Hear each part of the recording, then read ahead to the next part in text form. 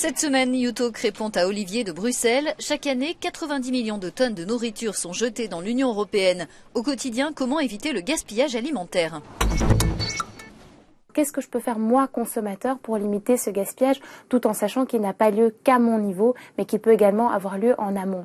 Alors au supermarché, première chose, pour éviter les achats impulsifs, eh bien ne faites pas vos courses le ventre creux et établissez une liste.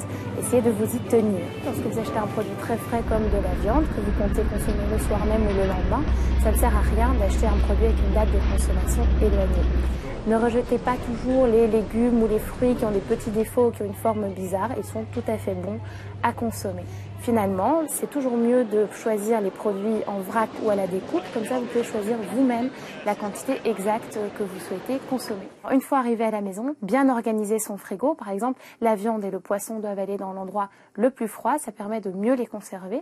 Ensuite, appliquer le principe first in, first out. Donc, consommer d'abord ce qui est depuis le plus longtemps au frigo. Quand vous faites un repas chez vous et que vous ne pensez pas pouvoir consommer les restes le lendemain, congelez-les immédiatement.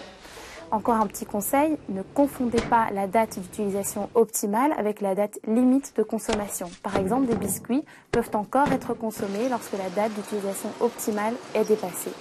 Et enfin, quand vous sortez de chez vous, que vous allez au restaurant, n'hésitez pas à demander d'emporter vos restes, un resto-pack ou un doggy-pack en fonction du pays.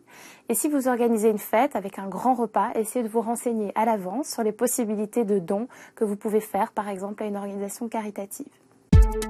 Si vous voulez poser une question, rendez-vous sur notre site ou sur nos pages des réseaux sociaux.